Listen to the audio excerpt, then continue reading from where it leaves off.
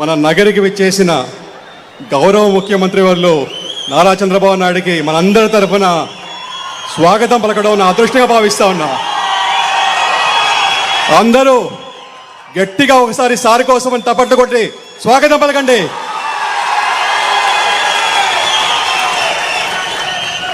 నిజంగా చెప్పాలంటే నేను బాబు గారికి వీరాభిమాని, లోకేష్ గారికి విధేయుణ్ణి.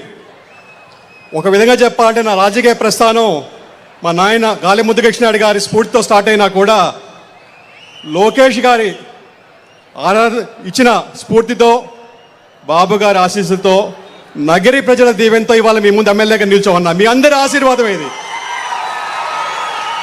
మీరు ఉండబట్టి, మీరు చేయబట్టి ఇవాళ అఖండ మెజారిటీతో గెలిపించారు. మీకు ఎప్పటికీ రుణపడటం. మీరు ఎంత చేసినా తక్కువే మీ నగరి ప్రజలకి. అలాగే నేను అమెరికాలో ఉండేవాడిని. అమెరికాలో ఉండేటప్పుడు ఒక ఫ్యాసినేషన్ ఉండేది బాబు గారి గురించి. ఎవరు చూసినా బాబు గారి గురించి మాట్లాడేవాళ్ళు. అమెరికాలో అది కూడా అక్కడ పేపర్లో బాబు గారి గురించి రాసేవాళ్ళు. న్యూయార్క్ టైమ్స్ లాంటి ఆ పెద్ద పెద్ద పేపర్లో కూడా బాబు గారి గురించి ప్రస్తావించేవాళ్ళు. అప్పుడు అనుకునేవాడిని, ఒక రాష్ట్ర ముఖ్యమంత్రి, అది కూడా ఇండియాలో, అక్కడ డెవలపింగ్ నేషన్ అంటారు మనల్ని అమెరికాలో. అలాంటిది మన బాబు గారి గురించి అక్కడ విశిష్టంగా రాసేసేవాళ్ళు.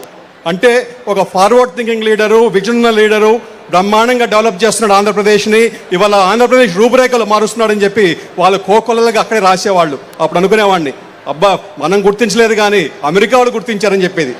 అలాంటి లీడర్ ఇవాళ మనకి దొరకడం మన చేసుకున్న అదృష్టం.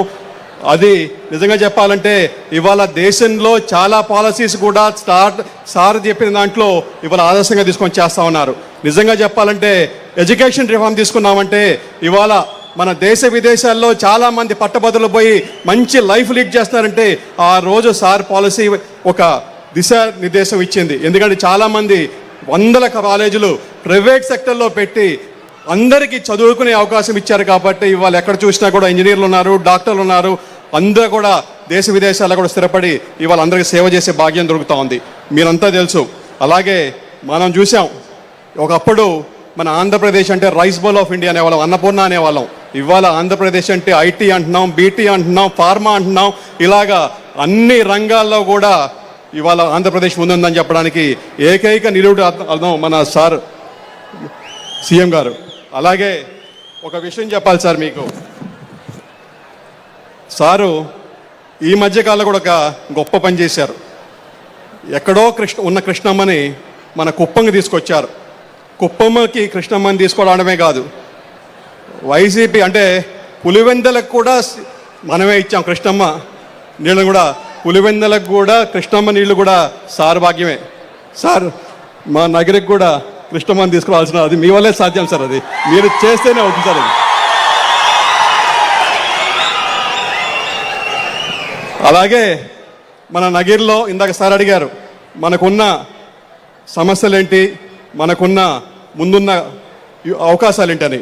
మాకు అన్నిటికన్నా పెద్ద అవకాశం కోసల్ నగరంలో మాకు ఆల్రెడీ ఇండస్ట్రియల్ ల్యాండ్ అక్వైర్ చేశాం సార్. ఒక 2500 ఎకరాలు అక్వైర్ చేశాము. ఇంకొక 2500 ఎకరాల దాకా చేయొచ్చు. అంటే 5000 ఎకరాలు మనం కోసల్ నగరంలో రెడీగా ఉంది సార్. అక్కడ 100 కిలోమీటర్ల లోపు 2 ఎయిర్పోర్ట్లు ఉన్నాయి, 2 సీపోర్ట్లు ఉన్నాయి, 2 హైవేలు ఆనుకొని ఉన్నాయి సార్. ఎక్కడ కూడా నాకు తెలిసి 3వ ఎయిర్పోర్ట్ కూడా రాబోతా ఉంది. ఇక్కడ నుంచి బెంగళూరు పోవాలని కూడా 2.5 గంటే. ఎక్కడా లేదు ఇంత జాగ్రఫికల్ అడ్వాంటేజు. అది కాకుండా మన నగిరి నుంచి వేలాది మంది రోజు 100 బస్సుల్లో అటు రేణిగుంట కానీ, ఇటు చెన్నై కానీ, ఇటు అరకోణం కానీ పోయి పనిచేసుకుంటూ వస్తున్నారు. వాళ్ళకి కానీ ఇక్కడే కానీ ఉపాధి చూపించగలిగితే ఇక్కడే పనిచేసుకునే ఉండే భాగ్యం కూడా కదులుతుంది సార్. అలాగే